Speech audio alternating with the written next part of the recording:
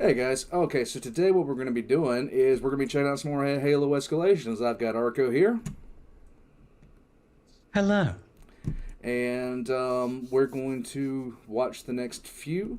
Um, I still think that Palmer is a almost one-dimensional character, and the entertainment value of watching these artists as they can't figure out how to draw Hopper is giving me headspin. In any case, we're going to go ahead and start with episode 17. Now, we might go to 20. We might go a little bit longer than that, depending on where story arcs are. So, if there's a story arc that starts up in 18, goes on to 21, we'll do 21. But, in any case, here we go.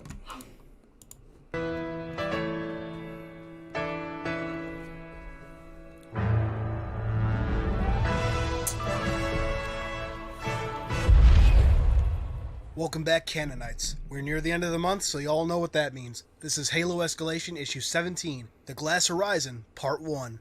The issue starts in the year 2550 on a new colony world called Minab. A woman is casually washing the dishes when, oh dear God, what is that? Seriously, does that face not give you some bad vibes?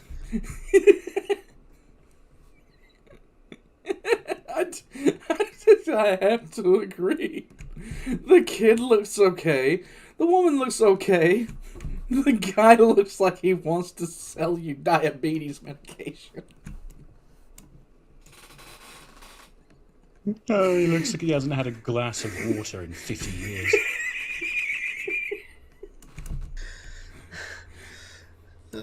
The little kid looks as I know what you're doing. What you see there. Well, if so, or if not, get used to some pretty strange faces. Especially if you Yay. saw the comic preview. So anyway, Minab gets glassed, and we get a slightly new description of what happens when a planet is glassed. In short, orbital bombardment, heat waves that cook the survivors alive, dust and debris kicked up into the atmosphere, causing a winter to set in and create the aptly named Glasslands that glassed planets are known for. We then Accurate? Yes. Ah. flash forward to 2556, two ODSTs who, fun fact, are wearing the Halo 2 What's with Lex Luthor and his maximized brain capacity on the right there? Look at his head. Well, you see, he's been watching Rick and Morty. He looks like a conehead. anniversary version of the ODST BDU on board the UNSC Cascadia, overlooking the recently glassed world of Slayel. You heard me right. Recently glassed. It would seem that some fanatical Covenant are still glassing outer worlds as late as 2556, trying to keep the true Covenant dream alive. The ship's captain approaches, telling the ODSTs that the ship picked up a distress beacon. The ODST This dude's head looks like a literal potato. He must be a son of Ferrus Manus. Oh my god, look at this guy. Same deal. What is with their heads? So, Oh my god. ODSTs are quick to point out that it's been a month since the glassing and survivors are unlikely. This is where we meet Army Sergeant Holly Tanaka, a future Spartan 4 and main character of the story arc. Interestingly, she's wearing the same BDU we saw Army personnel wearing during the Battle of Reach. It would seem the Marines and Navy are the only group that got new equipment post-war, except these two ODSTs. Probably due to bad attitudes. Seriously though, it could be that only Earth and Or their perhaps some of foreheads. the inner colonies have received the updated BDUs. Though that would call into question how the captain has What? I can't get over these guys' heads. I honestly can't. Lord. Yes. a post-war uniform.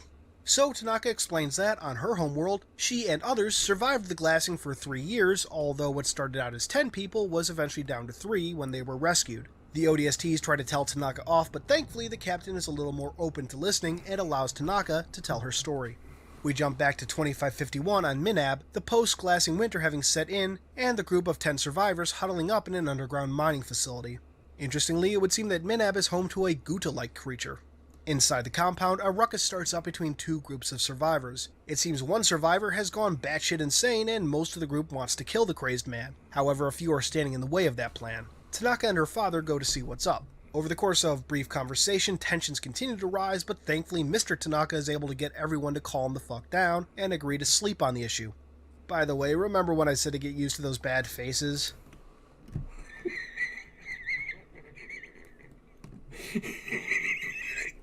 Hey there. I can't get over this face. Tell me about the rabbit. So we flash Tell me about the rabbits. There are no wolves on Fenris. Oh my god, she's had the same fucking hairstyle ever since her planet was glassed. Yep. forward to the night, Jesus. Holly and her father talking about making a distress beacon, Mr. Tanaka pointing out the dangers of attracting the wrong type of attention.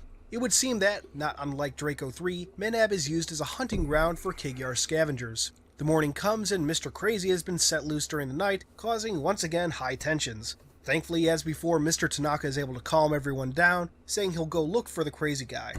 Oh my... Okay, what the fuck? What the fuck happened? I'm never getting over these heads. Limited budget. Limited budget? What the fuck? You could have saved about $15 on each panel by not drawing in these massive skulls. Found within the compound, the group is to consider the Goddamn matter closed, Goombas. seeing as the man would likely die if he's wandering the winter wonderland outside. Which of course he is, and it's not too long before he runs into a pair of Kigyar scavengers. Being cuckoo for Cocoa Puffs, and most likely being promised his life, the man leads the scavengers back to the human compound. The survivors Fucking really? He's fucking crazy. Ooh. Oh my god, it's the biggest weapon humanity has, I think. try to barricade the one entrance, but are unable to do so before an Oh, never explosion mind. blasts what little they had blocking it before out of the way. The Kigyar make their way in, and pausing a moment, it's actually pretty interesting to see Rutin and Ibieshan jackals side by side during the setting of the Human Covenant War. It would seem that the original Covenant did have some Ibieshan Kigyar in their service, though I'd imagine their numbers were pretty limited. So the Kigyar invade the compound, coming across Mr. Tanaka. Meanwhile, Holly has made her way up to higher ground, where she's grabbed by two of the other survivors. These two men are said to be hardcore militia types, likely meaning insurrectionists, and were suspected of letting Mr. Crazy loose. Time will tell, but I have a pretty strong suspicion that these two and Holly are the three that get rescued eventually. I'm also really hoping that they don't turn out to be stereotypical bad guys, if you catch my meaning. We jump back to 2556, the captain of the Cascadia, convinced that it's worthwhile to investigate the distress beacon and ordering Tanaka to be part of the ground team.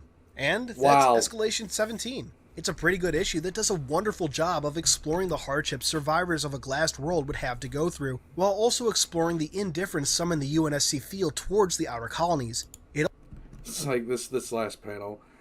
How can I hold all these limes?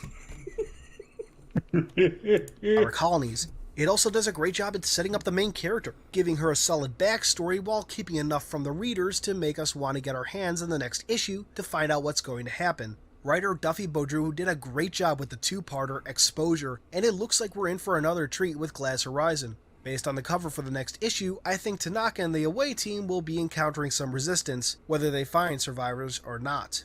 I also suspect that this mission will be the reason Tanaka is offered a chance to become a Spartan. Speaking of becoming a Spartan, does anyone else get the feeling that Tanaka might be one of the Spartans on Locke's team? It would seem to me to be the only reason to introduce her at this point. If she isn't, oh well, but if she is, bravo to 343 for giving at least one of the new Spartans some backstory. I say this under the assumption that the other two may be new characters. Precautionary, more than declaratory. Anyway, thanks for joining me once again for what turned out to be a rather short review. Hey, when it's good, there's no need to spend time complaining, right? For now, this has been Halo Canon, and I'll see you all later this week for some Canon fodder. Okay. Aside from the Miss Potato Head art style, like legitimately, like it looks like they took their skulls and stretched them about 3 times more than they need to be stretched. Anything else? I will note that there is no other instance of any Covenant forces ever sticking around a planet after it's been glassed. I think this is this is the first and only instance of such a thing. I can only imagine that the Kigyar in question here were either not given particularly clear standing orders or just went off on their own to do that, I guess. Oh, okay. Well, they fucked off and started killing people. Nice. Alright, here we go. Episode 18.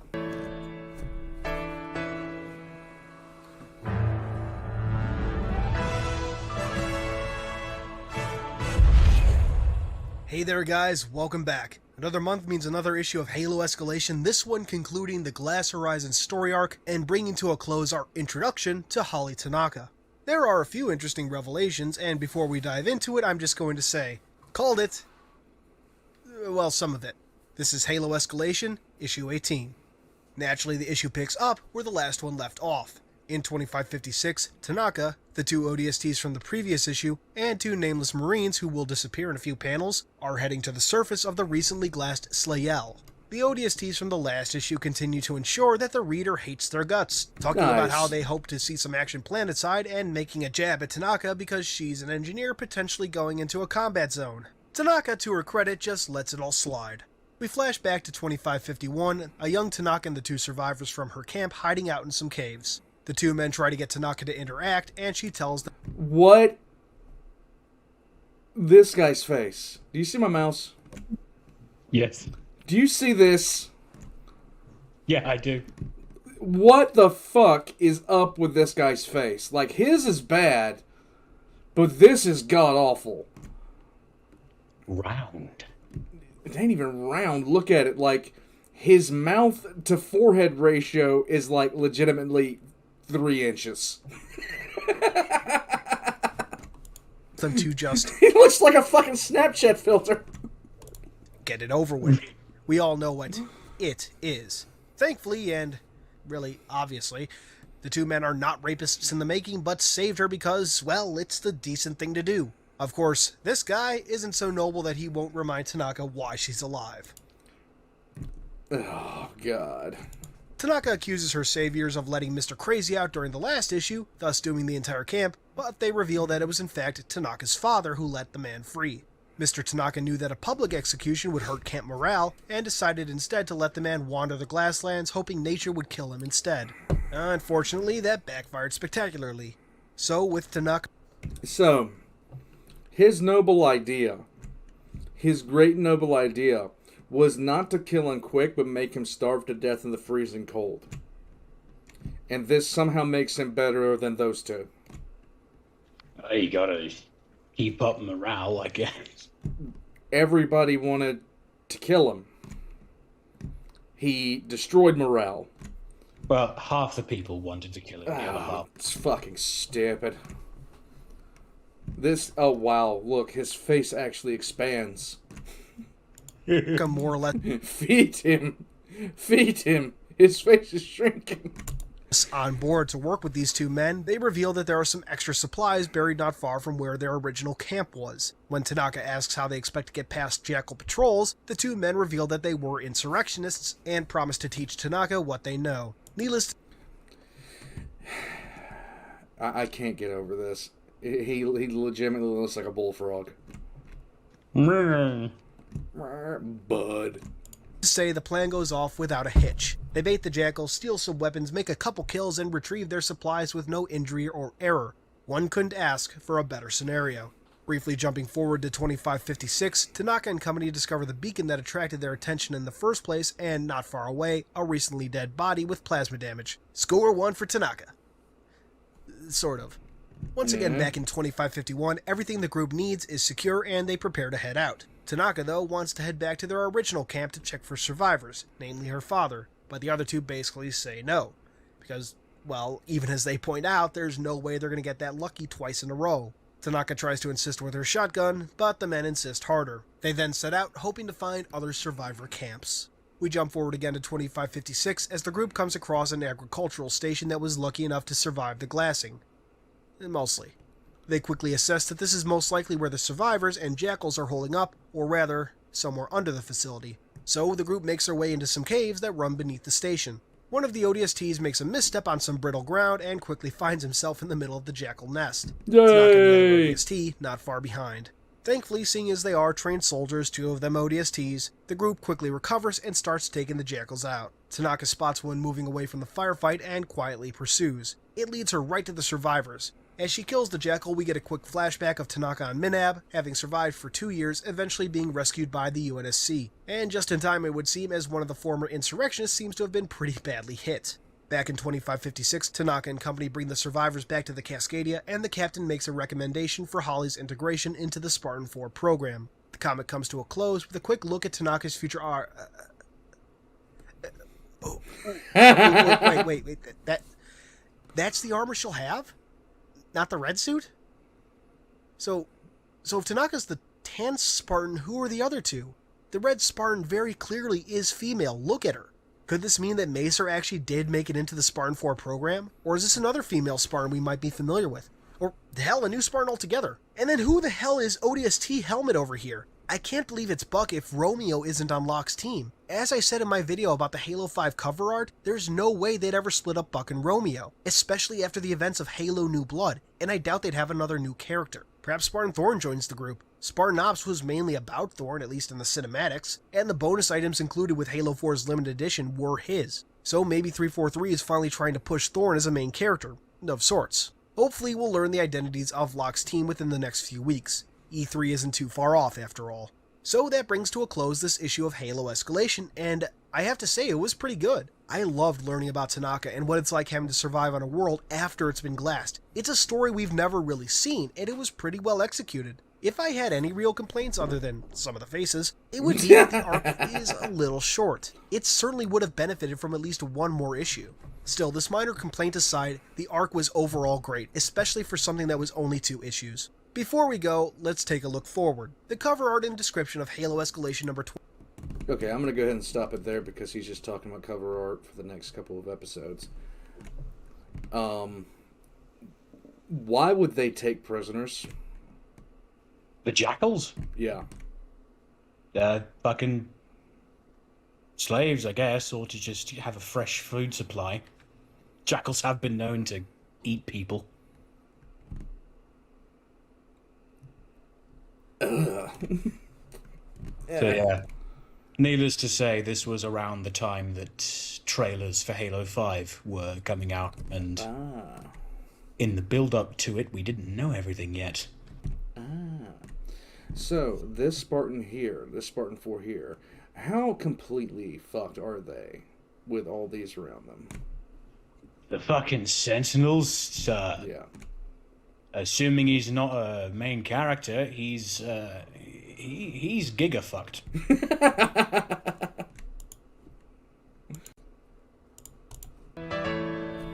And 18. Didn't we just watch 18? I'm an idiot. Am I an idiot? Yes, I'm an idiot. Oh god, I'm an idiot! No. Yes. Dun, dun, dun, dun, dun. 19, because I'm not an idiot this time.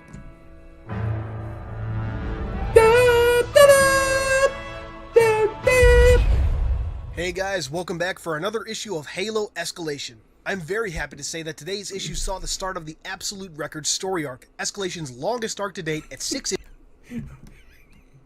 It's right here. Do you have a moment to speak to us about your vehicle's extended warranty? Come here, you. Look me in the eye. issues, and perhaps the most important one yet. Whether I'm right or wrong on that is yet to be seen, but we can see how it starts out. This is Halo Escalation, issue 19. Hang on. That art of the elite grabbing Thorn by the neck. That's Gordon Ramsay when someone pisses him off. It's fucking raw! Issue 19. The issue opens with a Sangheili messing around with a communications node. When he's What the fuck is wrong with their mouths? I hate this art. I hate it. Budget. They look like fucking monsters from a 1980s goddamn Atari game.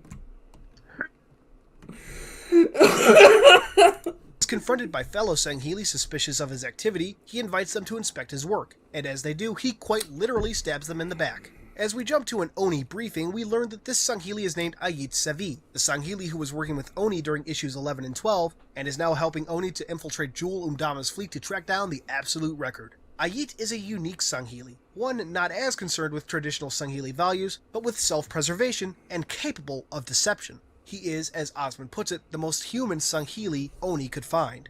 Anyway, Osmond briefs some high-ranking individuals on her planned mission, which is to infiltrate Jules' fleet and, once arriving at the Absolute Record, to relay the location to Oni and the UNSC. Seems simple enough.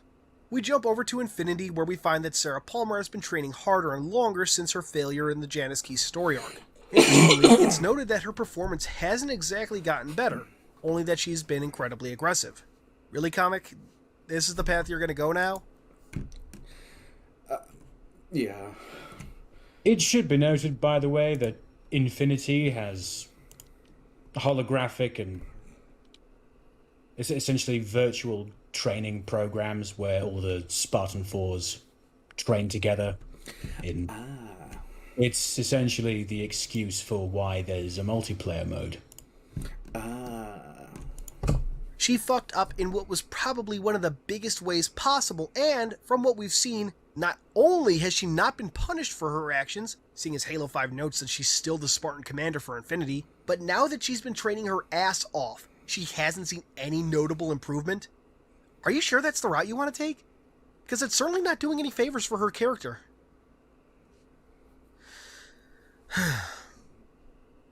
Anyway, we jump over to Jules' flagship, where Halsey is double-checking some coordinates she presumably got from the completed Janice Key. Jewel asks her what's taking so long, and Halsey tells him to have some patience. It's noted that Jewel feels his new covenant is finally solidifying into something permanent, making note of their luck as of late. Halsey notes that it's not luck, but destiny. Now, if you had any doubt that Halsey isn't just straight up playing Jewel, you shouldn't at this point. I don't think Halsey has ever been one for fate or destiny. And no, I don't count that "the Spartans are our destiny as a species" line from Halo 4's prologue. Back on Infinity, Lasky and Palmer are talking about the upcoming mission, Lasky trying to reconcile Palmer for her failing, noting that it was a group failing. He also reminds her that she can't make things personal with Halsey, to which Palmer responds, "With Halsey, it's always personal." Again, why? I won't repeat my rant. I want to know fucking why. It's annoying. It's fucking annoying. Bad writing. From a few videos ago, but seriously, 343, why? Anyway, in one of Infinity's docking bays, Thorn and Ayit are reminiscing about old times. Not long after, the remaining members of the team that will infiltrate Jules' fleet show up. Along with Palmer, Thorn, and Ayit, we have Glassman and Spartan Tanaka, who, as it turns out, served on Requiem with Fireteam Domino. Good to know that she's had some experience as a Spartan at this point. The team is briefed on how they'll infiltrate the fleet and what to do once they arrive at the Absolute Record. Jump forward a few days and Ayit is guiding a Phantom, stock full of Spartans and one human, to Jules' fleet, just before they jump. 3 hours later, they arrive at the coordinates given to Halsey by the Janice Key. Funny enough, during an exchange...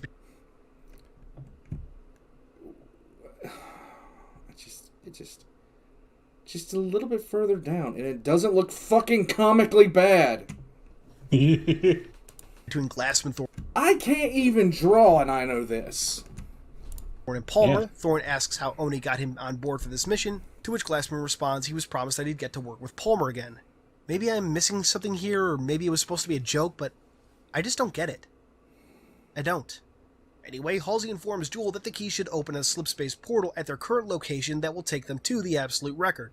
Unfortunately, the portal materializes right around Jewel's fleet, taking out 2 ships and damaging the flagship. As the comic comes to a close, the damage to Jewel's ship damages the box the Spartans and Glassman were hiding in, and destroys the probe that was meant to relay the location of the Absolute Record to Oni. In short, they be fucked. So, that's Escalation 19. There's not much to say at this point, as it's only the start of the story arc, but so far, I'm liking it. I love that they brought back the Sangheili from the Exposure story arc, and I like that we're getting to see a little more of Tanaka in action before Halo 5. I would love the fact if they just extended the hairline about an inch further down. Why does every woman in this story have a worse hairline than I do? I wear a hat to cover this shit up. Even better, the art for this issue is, I'd say, pretty good. I've got some minor gripes here and there, but overall, I'd say it's good. The faces are certainly much better in most places. Sadly, not all is perfect story-wise. As I mentioned earlier, Palmer is as insufferable as ever, and the fact that she has not been reprimanded for her utter failure irks the hell out of me. What does this woman have to do before someone recognizes that she needs some serious attitude adjustment? And again, what is her personal vendetta with Halsey? I won't bore you guys with another rant, but seriously, 343, These are some questions that need some answers. Anyway, that concludes this issue of Halo. Seriously, we want to talk to you about your vehicle's extended warranty. Zacky wacky. Escalation. For those wondering, my Hunters in the Dark review is still in the works, and I'm shooting for later this week, probably Friday. The Q&A video that was supposed to go up on Sunday has been... Okay, I'm going to go ahead and switch us over to episode 20. Are you ready? Yeah.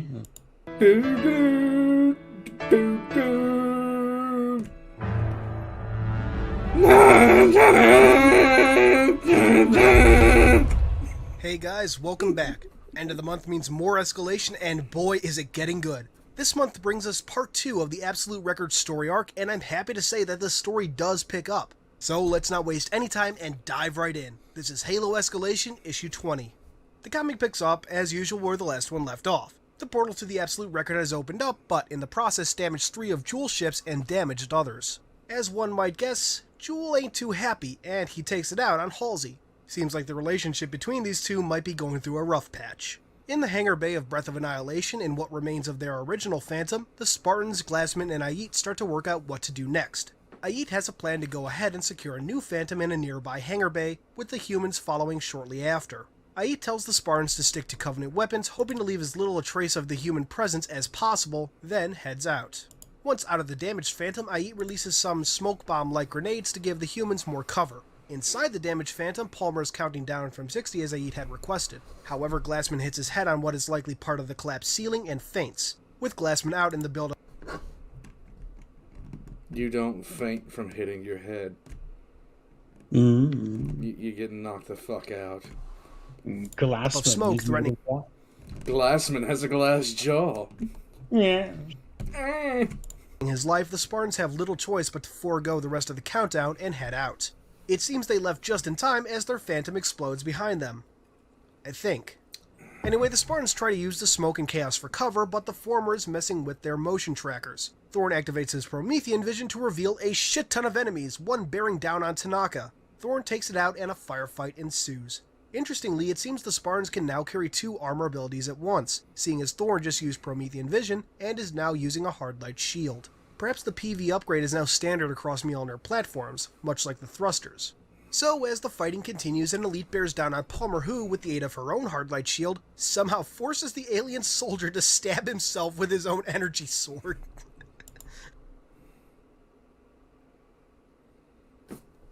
I'm gonna rewind that. Bears down on Palmer who, with the aid of her own hard light shield, somehow forces the alien soldier to stab himself with his own energy sword. That is the dumbest fucking thing that I have heard in this comic series. Don't ask me how it happened. Wow, good to see that Jewel is hiring only the best of the best of the best. He wasn't. Sir. So, with the hangar seemingly clear, the Spartans Oh my god, that MIB reference. start to wonder where the hell Ayit is. That's when a Wraith shows up to wreck their shit. Thankfully, Ayit is loyal to his paycheck and shows up with a Phantom just in time to blow the tank away. As they board, Glassman is just waking up. Oh really? He's just waking up. Guy must have some amazing instincts since when he's out, he was raising his arms in a defensive manner. Anyway, with the Spartans and Glassman on board, the group has little choice but to head for Song of Retribution, Jewel's flagship. On board, it seems Halsey and Jewel have made some minor amends, though Jewel is still understandably irate. Halsey is able to calm him down with promises of what the Absolute Record will hold, such as technology capable of destroying and building entire universes. Seems the Absolute Record is actually a precursor artifact. Either that... Say again? She's definitely pulling that out of her ass. Yes. or somebody missed this little line during the editing process, since, last I checked, the precursors are the only intergalactic beings we know of. The Forerunners were barely masters of the galaxy, let alone the whole universe. I guess you could chalk this up to Halsey playing Jewel, but the line still bothers me. It shows a fundamental misunderstanding of what Forerunners were capable of. Moving forward, Halsey continues to show that she is ultimately playing Jewel, noting that, with everything the Absolute Record holds, Jewel himself could be perceived as a god. In one of Song's hangar bays, Aid informs the Spartans and Glassman that only Song of Retribution will head through the portal. This seems all well and good until... I want someone to... Wait. Somebody, look for my jaw. Seems all well and good until Glassman points out that they still need to get in contact with Oni somehow. After a bit of discussion, it's decided that Ait and Thorn will head back to Breath of Annihilation while Palmer, Tanaka, and Glassman remain on Song of Retribution. Ait and Thorn will try to contact Oni, while the others work to stop Jewel and Halsey. As Ait and Thorn head back to Annihilation, they discover that word is spreading about possible Spartan sightings, though thankfully they're mostly regarded as rumors at this point. More interesting is that 2 prisoners are also being transferred from Song of Retribution, one of them being the traitor Salih Neon. Now I'll be honest, I'm glad to see that we're not done with You're here. I'm sorry. Salih yet. For all of my mocking, I did enjoy Salih's presence in the Janice Key story arc. It's fun to see other Sangheili with their own ambitions, and I can't wait to see what sort of havoc he may wreak if turned loose. How fun would it be if, upon returning from the Absolute Record, Jewel found that Annihilation was now under the control of Salih Neon and they had to duke it out? Anyway, on board Song, word of Spartan infiltration has reached Jewel's ears as well. Halsey notes that it's too late, however, since any support they might be able to call in would be unable to follow. Song of Retribution heads through the slipspace portal, and we find ourselves at the Absolute Record. A mysterious voice makes note of the approaching ship, scanning it. Naturally, it detects the human presence. The final scene is of a mendicant bias-like monitor noting the Reclaimers have arrived. So, that is Escalation issue 20, and boy, what an issue. We're finally at the Absolute Record, and shit is about to get serious. Meanwhile, Ait and Thorn will have to work through their differences while trying to get in contact with Oni and raising who knows what sort of havoc, especially if Salih Neon is involved. As much as I'm interested in that, I do hope we get more focus on the Absolute Record since, well, it's the Absolute Record. But anyway, on to the real question. Who is this monitor? Who could it be? It's clearly not Mendicant Bias despite the similar chassis. Mendicant is still locked away on the Ark as far as we know, and his 3 eyes have always been described as either orange or green. This monitor's eyes are 3 different colors, and I can't help but wonder if that's indicative of something. Personally, I get the feeling this might be offensive bias. We never knew the fate of the Meta-Arc class AI who ultimately defeated Mendicant Bias, and putting him in charge of something like the Absolute Record does make quite a bit of sense. Of course, this monitor could turn out to be an entirely new character, which, sadly, seems more likely. Still, we can hope. Well, that does it for this issue. The next several issues will see the Spartans duking it out with Jewel, Halsey, and their forces for control of the Absolute Record. More interestingly, the cover to issue 23 would seem to indicate that we might encounter the Librarian AI again. I don't think any hardcore lore fans thought she perished with Requiem, and I can't wait to see what she has to say, especially if she learns who Halsey is working with. Well, that's all for today. I'm working on reviews of both Saint's Testimony... Alright, what do you think? Yes.